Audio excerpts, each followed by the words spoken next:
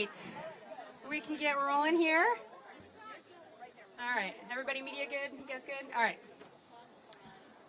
Well, thank you so much for joining us today. I'm Victoria Cobb, president of the Founding Freedoms Law Center, which is the legal division of the Family Foundation of Virginia.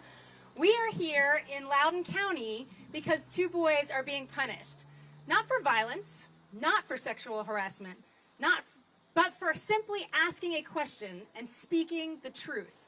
Their privacy was violated. They asked why. They are now being punished for opposing the violation of their own privacy.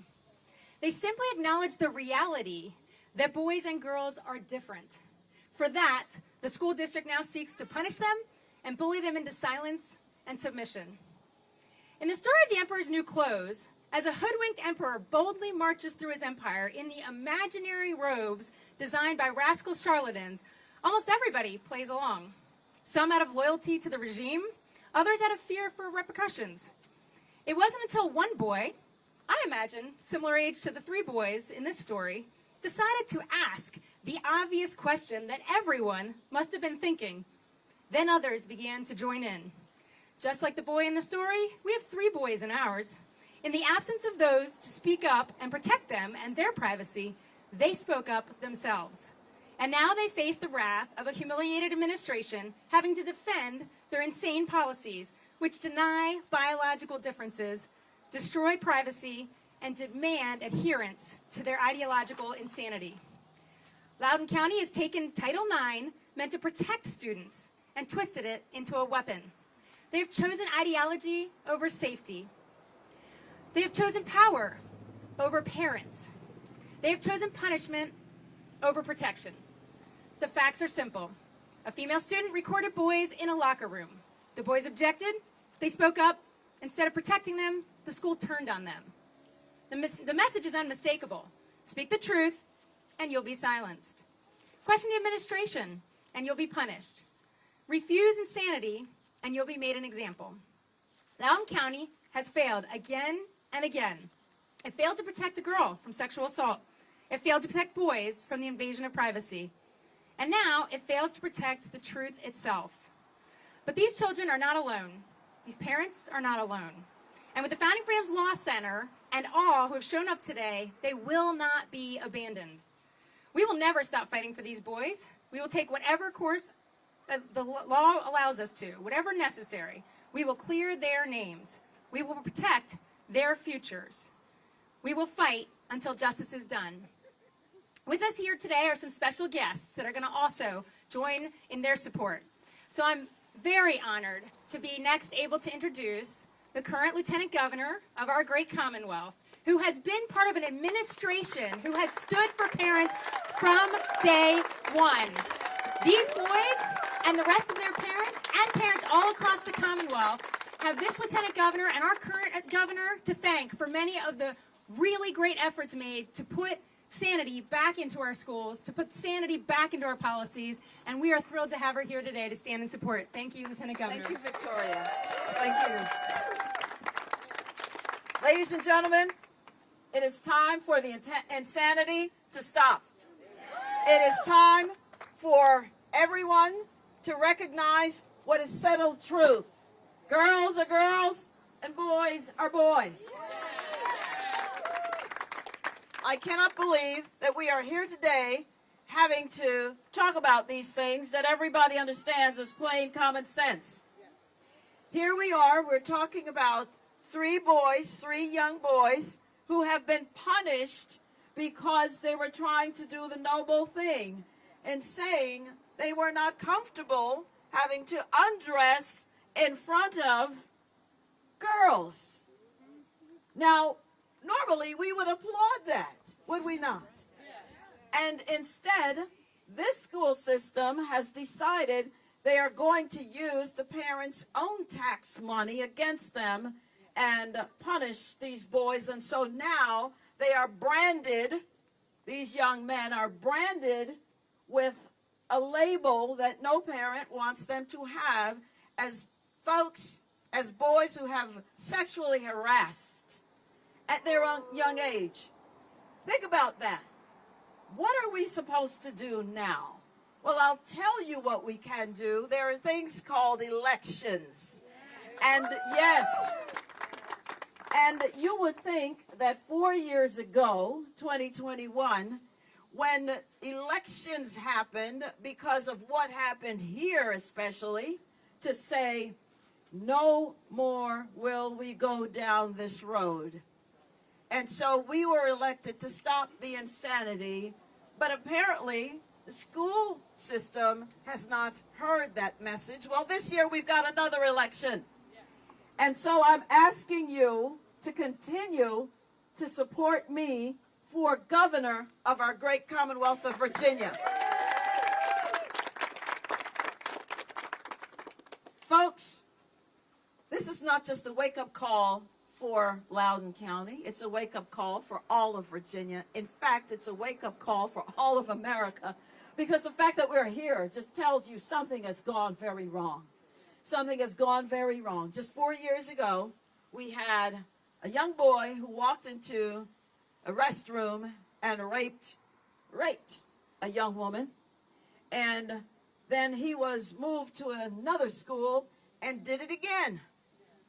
And are we not protecting our young girls? Are we not you know, none of this makes any sense. I got to tell you, I am at a loss for words, because, you know, if I have to tell you, as I said one time, water is wet. What are we doing? Folks, if you're angry, if you're frustrated, and you should be, then we've got to do something. I tell you what you do. You yourselves run for office for the school board. That's what you do. You yourself make a decision to do that.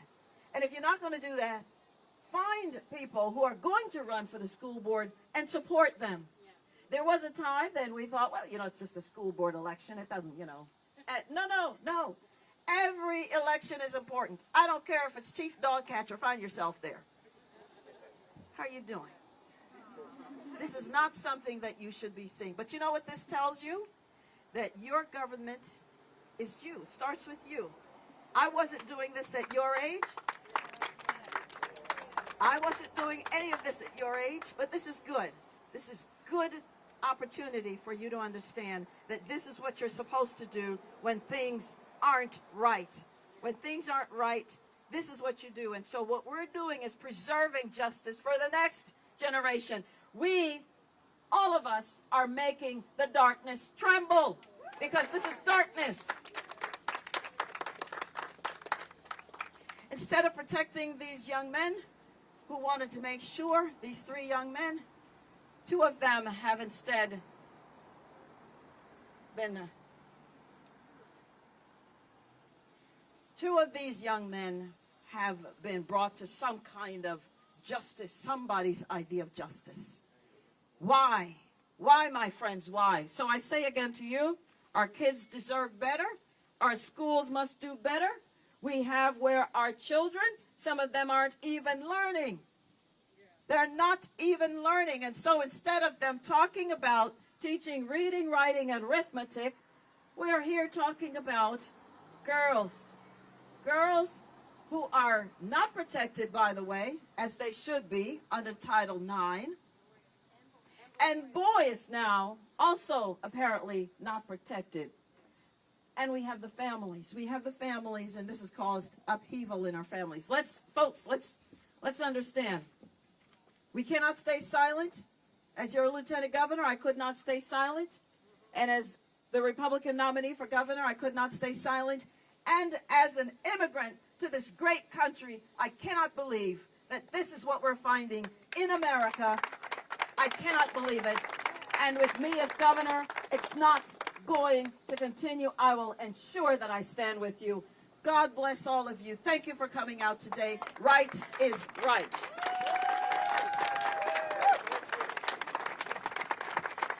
It is now my great honor to introduce Josh Hetzler, who is the Senior Legal Counsel for Founding Freedoms Law Center, for him to share with you a little bit about where this case stands and what are our next steps. Thank you, Josh.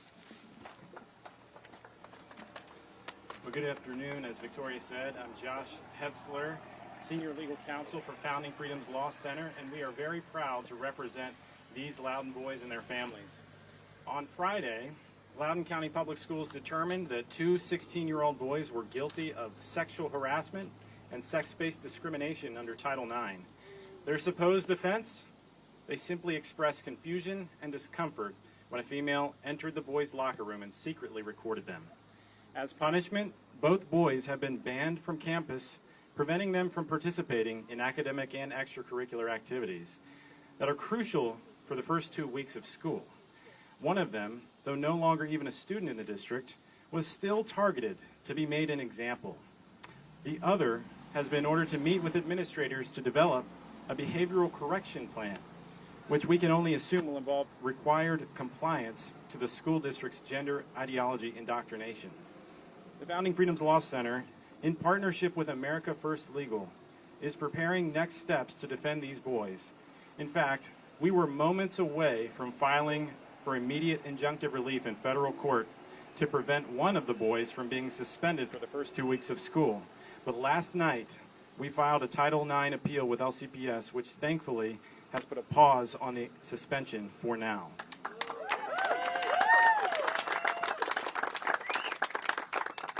If LCPS fails again to do the right thing, we will have no choice but to pursue swift legal action in the coming days.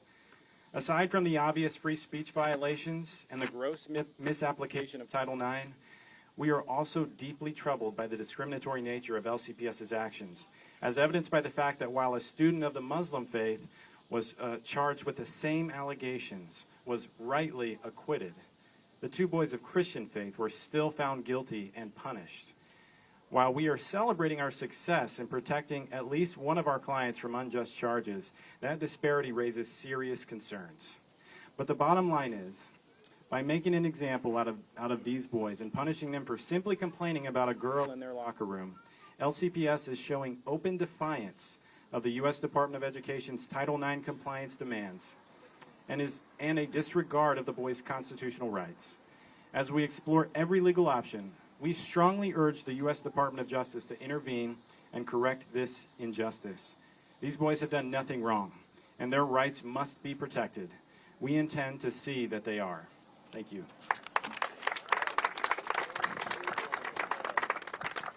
We know you're anxious to hear the voice of the parents, and so it is our honor to bring forward Seth Wolf, who is our client, a dad of one of these boys, also has another child in the school system.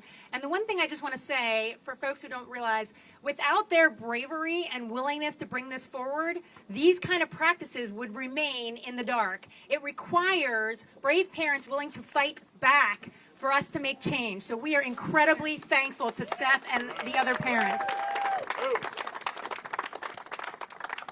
Hello, good afternoon. My name is Seth Wolf. I'm a father of one of the children that was affected by this. I'm here today to speak on two things. One, the truth, and the other, what's going on right now. Our son has become the latest casualty of Loudoun County's woke policies. Instead of protecting students' privacy and acknowledging biological reality, the school system has punished innocent boys with trumped-up charges that could jeopardize their future. My heart is devastated. Our 16-year-olds are now branded for life simply because they spoke up about the truth. His privacy was violated in the locker room. He was secretly videotaped. This is a gross abuse of authority. Title IX should protect children. It should not be weaponized to silence free speech and punish religious convictions. Loudoun County chose ideology over common sense, and every parent should be alarmed. Because if it can happen to my child, it can happen to your child. The school is the real bullies here. We are appealing the decision, and we are preparing for a lawsuit. We will not stop fighting until our son's rights and the rights of all students are protected.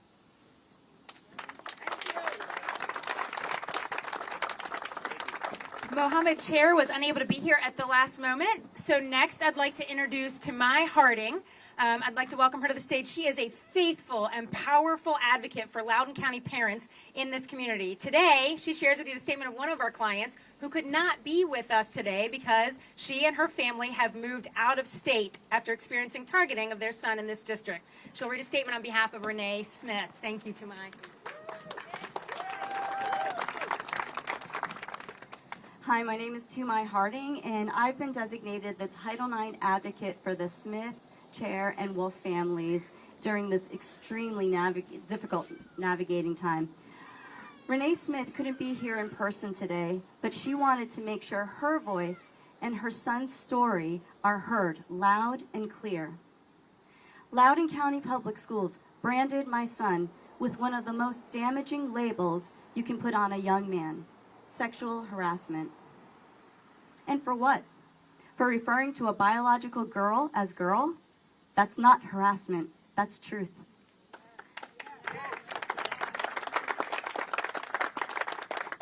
My son won't serve their suspension because we no longer live in Loudoun County, Virginia, but the damage is already done. That the false label will follow him, threatening his reputation and his mental and emotional well-being.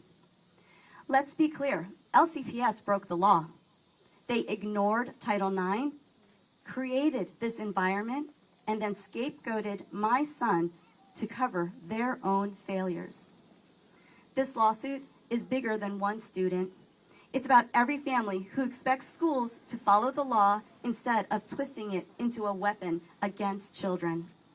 Title IX was meant to protect kids, not punish them for speaking the truth. We're here today because law matters and because the truth matters. These are Renee's words, and I'm honored to share them here with you today. Thank you.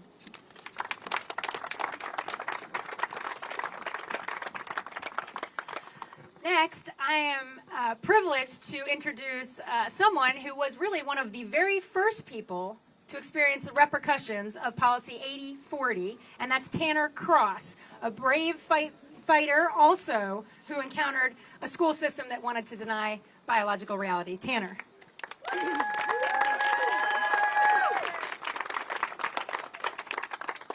Thank you all for coming out here and just supporting truth. And I'm here to support Mr. Wolf and that other young man that was persecuted just for truth, just for believing that a young lady doesn't belong in the boys' locker room. Let me kind of go back and give you a timeline of the harm of 8040, Policy 8040 that is. About 4 years ago, I was a physical education teacher for Loudoun County Public Schools, and I was invited to a public forum where I expressed my views that I wouldn't use pronouns that are inconsistent with biological sex. Basically, I wouldn't call a boy a girl and a girl a boy. And 2 other teachers and I were investigated just for that simple truth, okay? So the reason that we're here today is to protect truth and stand for young men, okay? And thank you for their fortitude for just standing up and just saying this isn't right. And they need to be supported. Okay, and I believe we have an administration coming in here that's going to support that truth as well. And we talk about accountability a lot. Accountability to this, accountability to that. The best way to hold these harmful ideologies against kids is to go to your local precinct and vote for Earle-Sears. It's really that simple.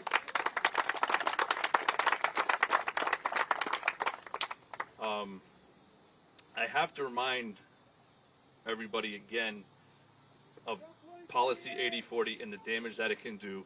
Not only does it persecute teachers for their belief systems, it also allows biological boys to go into the bathrooms of girls and sexually assault them, like it's been mentioned before 2 times here. And so just do the right thing. I believe in the state of Virginia to make the right decision. Coming here soon. Thank you.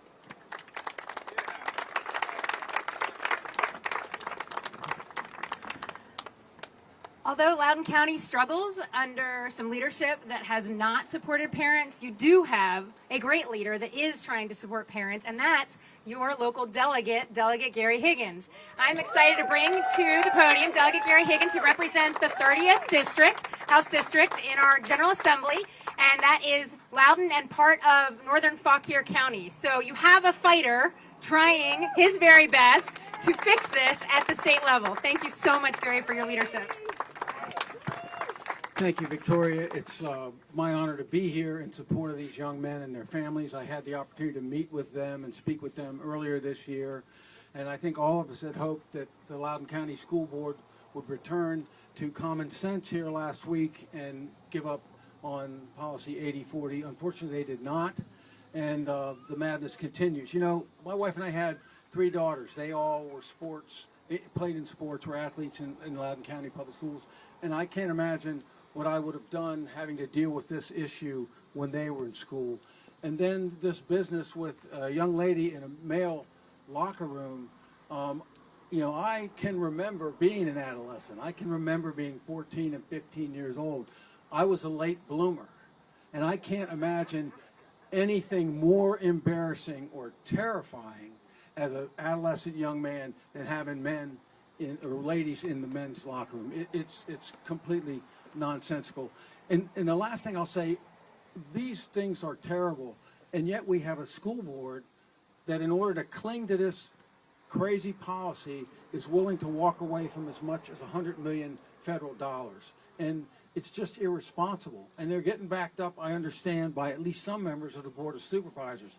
This is financially irresponsible. I served on this school board for 4 years. We fought and scratched for every penny, and we didn't have the slack in the system to be able to eat $50 or $100 million. Something needs to be done. And what Winsome Sears said a couple minutes ago is what needs to be done. We need to change 4 seats on the school board. 4 of them are up for election this fall.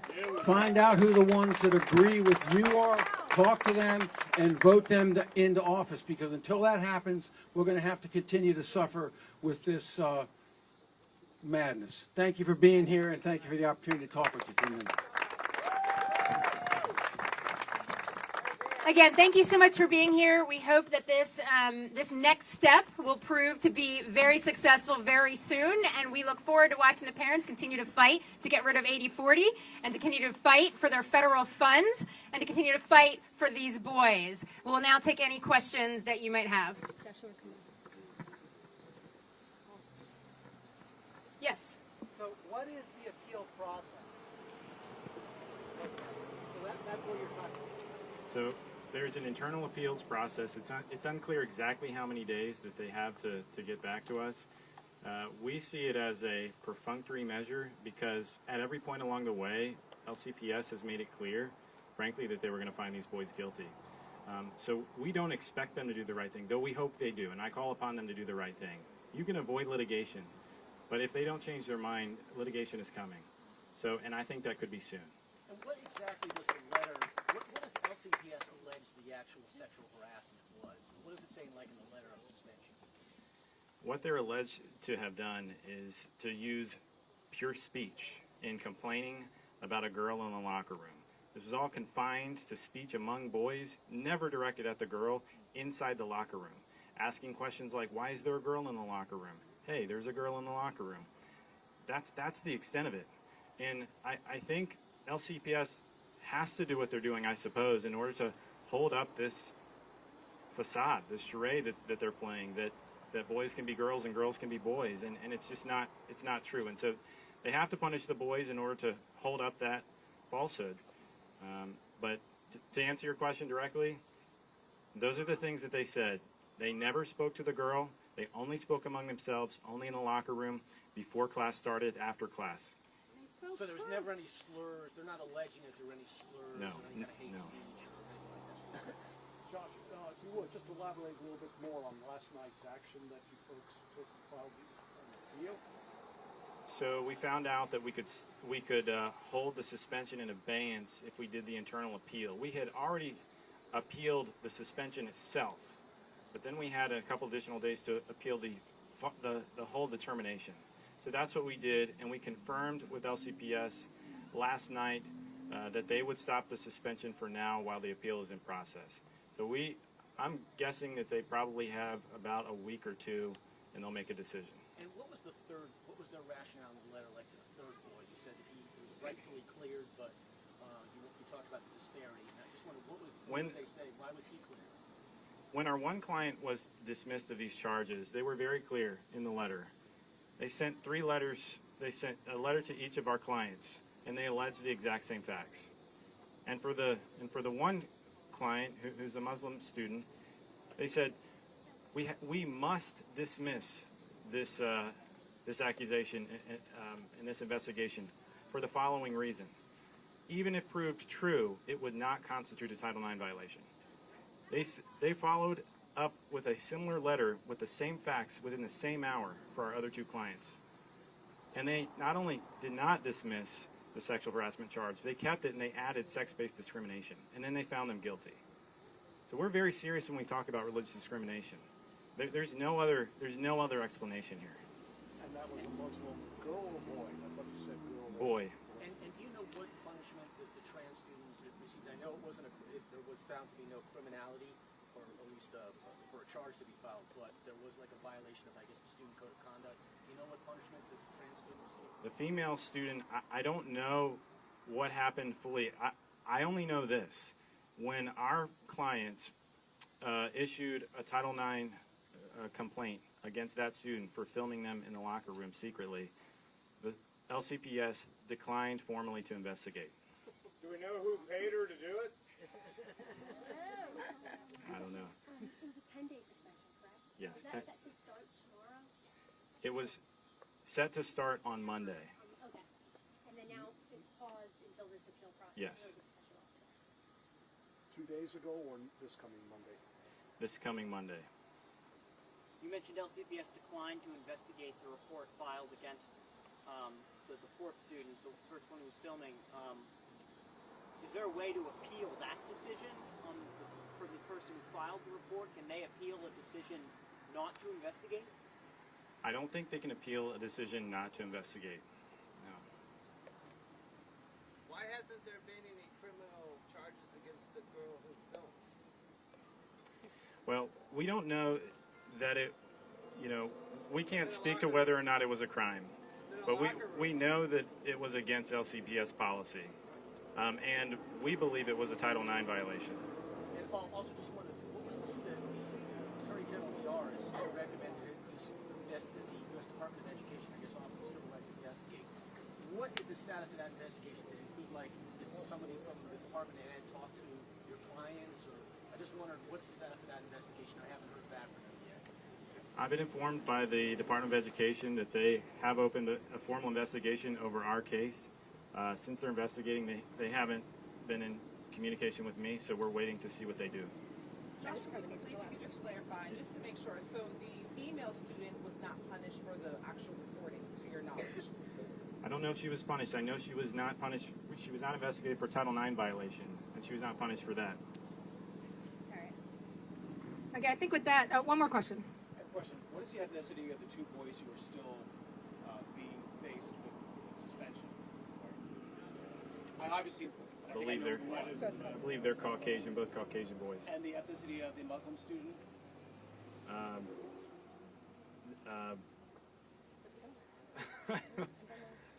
I'm not sure.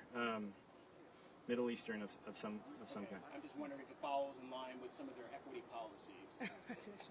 In addition to, dismissing the Muslim student, but charging the Caucasian student seems to be a big racist thing. All right, with that, we're going to go ahead and close out. We appreciate you guys coming. Thank you so much. Thank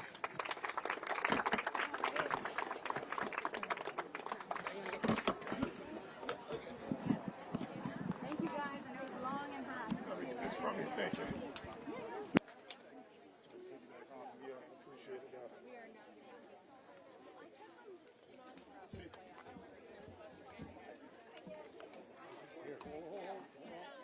Go ahead. Mic check. Mic check.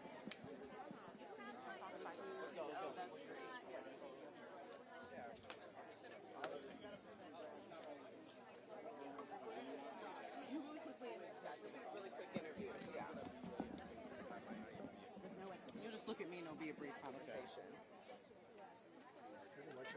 Mic check 3, 2, 1. Mic check 3, 2, 1.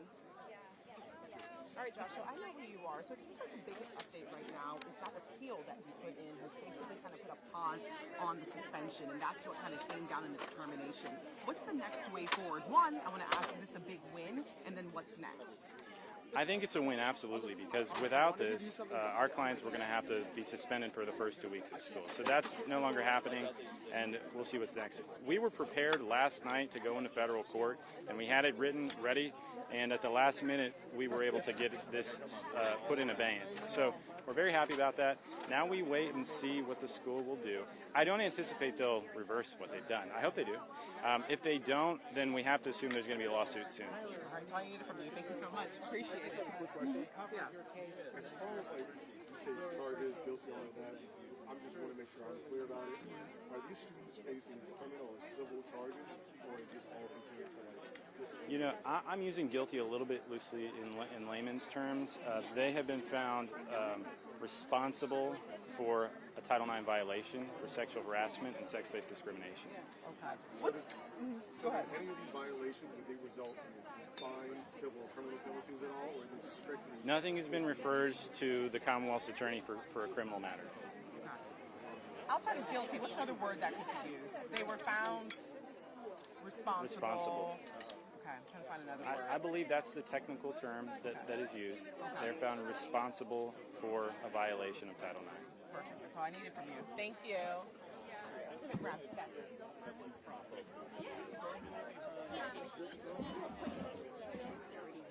Take like 1 second. Sorry, it'll just be right over here.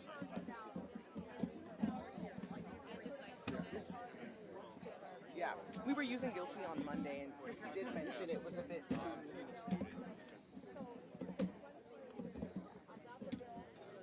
Thank you so much again. It will be really quick.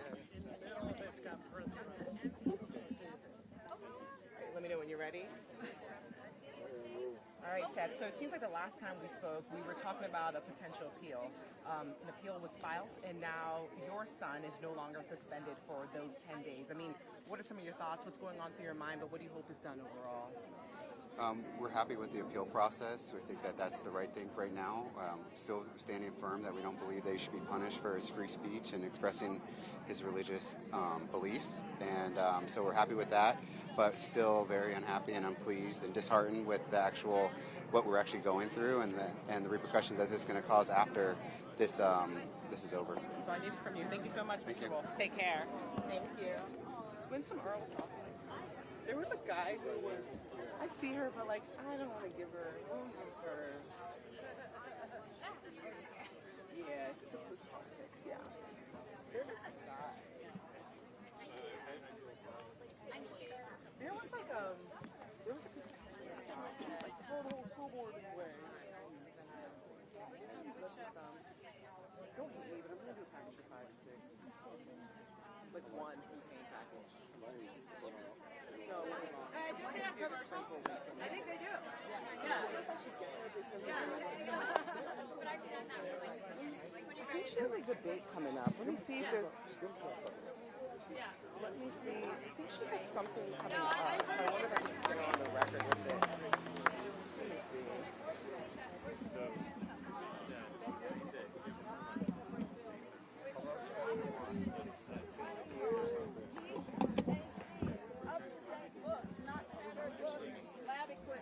That's what they were fighting for, opportunity, and we're still fighting for opportunity. So I wish the Democratic Party would stop using people who look like me for their agenda, because we have had surveys which shows over 67% of black parents want opportunities to choose wherever their children go to school. What's happening right now is we're making parents lie who want opportunity by all they have options to do is to say they actually live at Aunt so-and-so's house using this electric bill when they don't. That is not opportunity for children. Parents should be able to make that choice. That's it. Thank you all. Thank you all for coming. Fox, could we do one quick one-on-one? We're going to two questions. If you want to see me, you can. Thank you for standing up. Thank you for doing the right thing. Thank you for being courageous. I'm the Lieutenant Governor, second in command, and I stand with you. You're doing the right thing. Don't let anybody tell you differently, okay? Hold your head up. Do not be ashamed. you did the right thing. And sometimes when you do the right thing, you suffer. You understand me? But that's how it is. It's America, and sometimes somebody makes the sacrifice. And because of your sacrifice, everyone will be helped. You understand? All right. Thank you very much. God bless you. You've got wonderful parents. Yes. Oh, he has to know. He has to know.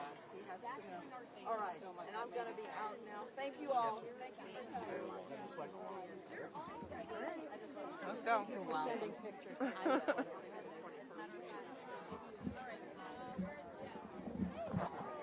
Oh, one thing, Sanan. Ben did complain about like lack of video. So if you just want quick shots of the Stone Bridge and like the school really quickly, this is where it happened, just so you're not struggling. We don't have. I mean, he was complaining about it and he was struggling. So I didn't know if you wanted just to grab something quick. No, for sure. While we're here, so we don't have to come back.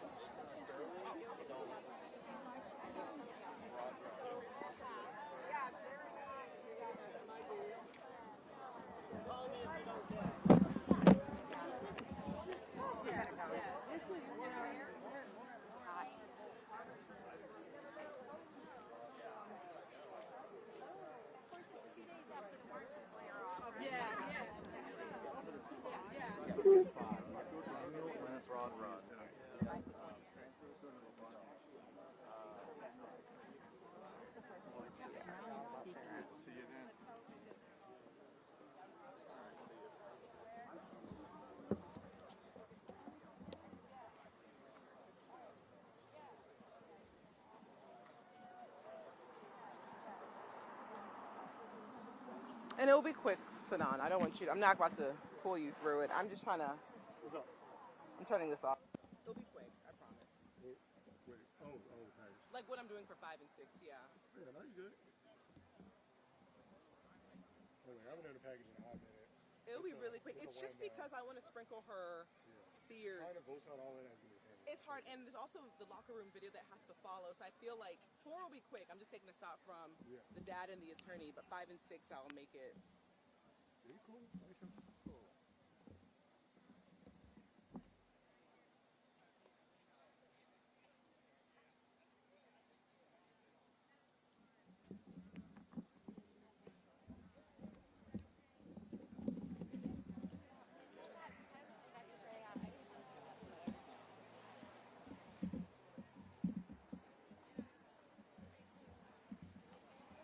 What time is it? 2?